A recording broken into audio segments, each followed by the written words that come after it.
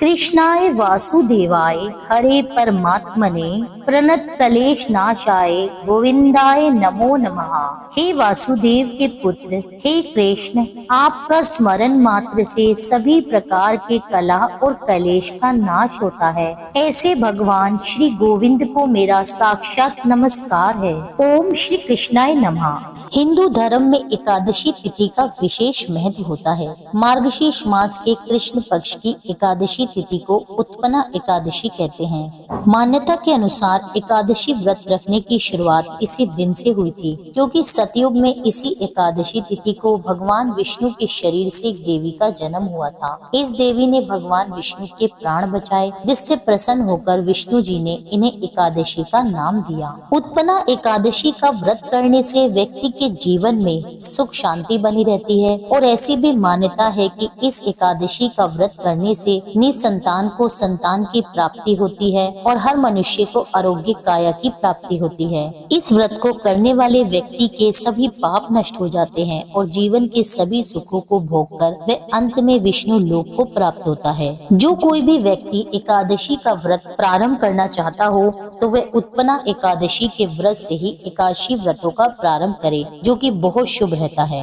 तो आइए आज की इस वीडियो में आपको बताते हैं कि साल 2024 में उत्पन्ना एकादशी किस दिन की पड़ेगी, व्रत किस दिन रखा जाएगा, इस दिन के सभी शुभ मुहूर्त क्या रहेंगे, एकादशी और द्वादशी तिथि के बारे में जानते हैं, व्रत पारण का मुहूर्त जानते हैं, हरिवासर का समय जानते हैं, पूजा विधि और महत्व जानते हैं। एकादशी तिथि प्रारंभ हो रही है 26 नवंबर दिन मंगलवार को सुबह 1:01 से और एकादशी तिथि समाप्त हो रही है 27 नवंबर दिन बुधवार सुबह 3:47 तक। अब जानिए द्वादशी तिथि के बारे में। द्वादशी तिथि प्रारंभ होगी 27 नवंबर दिन बुधवार को सुबह 3:48 से और द्वादशी तिथि समाप्त हो रही है 28 नवंबर दिन गुरुवार को सुबह 6:25 तक। तो देखिए इस बार 26 नवंबर दिन मंगलवार को पूरे दिन एकादशी तिथि रहने वाली है और 27 नवंबर दिन बुधवार को भी सूर्य उदय से एकादशी तिथि का स्पर्श हो रहा है। तो ऐसे में इस बार एकादशी 2 दिन की रहने वाली है। 2 दिन लोग व्रत करेंगे, परंतु द्वादशी युक्त एकादशी का व्रत रखना अति उत्तम बताया गया है। तो हमारे अनुसार आप सभी को 27 नवंबर दिन बुधवार को एकादशी का व्रत रखना चाहिए। बाकी आप लोगों को जैसे सुविधा हो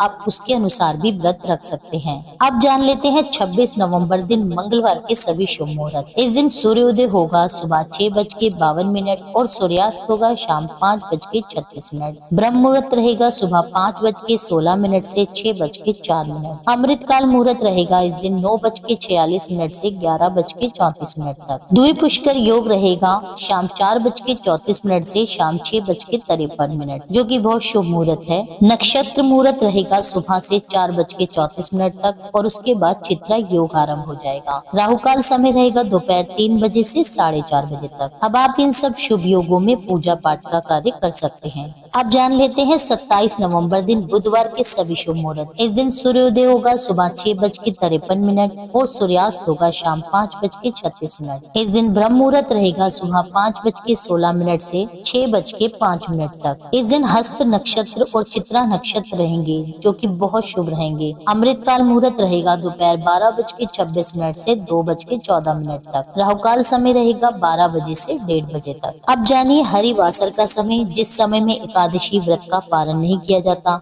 हरिवासर का समय समाप्त हो रहा है 27 नवंबर दिन बुधवार को सुबह 11 बजे तक। अब जानिए व्रत पारण के शुभ मुहूर्त और तिथि। अब जो लोग 26 नवंबर दिन मंगलवार को व्रत रखेंगे वे अगले दिन 27 नवंबर बुधवार को दोपहर 1:31 से 3:45 तक अपने व्रत का पारण कर सकते हैं, क्योंकि इससे पहले हरिवासर का समय है, जो कि व्रत पारण के लिए शुभ नहीं होता। अब जो लोग 27 नवंबर दिन बुधवार को व्रत रखेंगे वह व्रत का पारण करेंगे 28 नवंबर दिन गुरुवार को सुबह 6:54 से 7:38 तक। इस समय के बीच में आपको एकादशी व्रत का पारण कर लेना चाहिए। एकादशी वाले दिन सुबह जल्दी उठकर स्नान आदि से निर्वित होकर पीले वस्त्र धारण कर लें और सबसे पहले भगवान विष्णु को गंगा जल से या पंचामृत से अभिषेक कराएं। फिर भगवान विष्णु को पीले चंदन, पीले पुष्प, पुष्पों की माला, धूप, दीप, तुलसी दल, फल, भोग, नैवेद्य अर्पित करें। मंदिर में घी का दीपक प्रज्वलित करें। इसी समय आप व्रत करने का संकल्प ले लें कि आप किस प्रकार से व्रत करेंगे। फिर आप भगवान के समक्ष बैठकर भगवान विष्णु के मंत्रों का जाप करें। ओम नमो भगवते वासुदेवाय मंत्र का जाप करें। विष्णु सहस्त्र नाम का पाठ करें। विष्णु चालीसा का पाठ करें।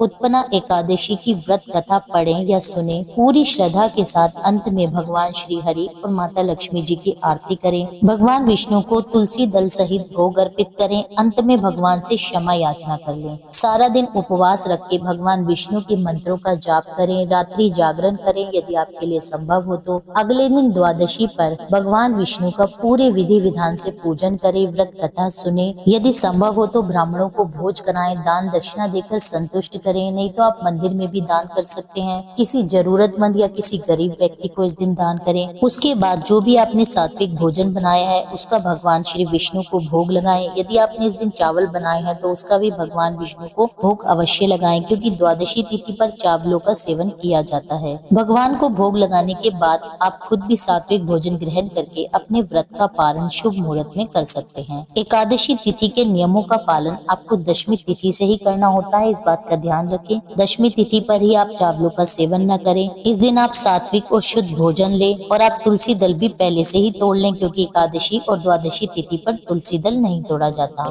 यह थी आज की जानकारी। उम्मीद करती हूँ यह वीडियो आपको अच्छी लगी होगी। वीडियो पसंद आई हो तो वीडियो को लाइक करके कमेंट में भगवान विष्णु की जय अवश्य लिखें। मेरी वीडियो में अंत तक बने रहने के लिए आप सभी का बहुत बहुत धन्यवाद। अंत में यही कहना चाहूंगी कि अभी तक अगर आपने मेरे चैनल को सब्सक्राइब ना किया हो तो कृपया आप चैनल को सब्सक्राइब अवश्य कर लीजिए। मिलती हूँ आपसे एक अगली वीडियो में, जब तक के लिए जय श्री राधे।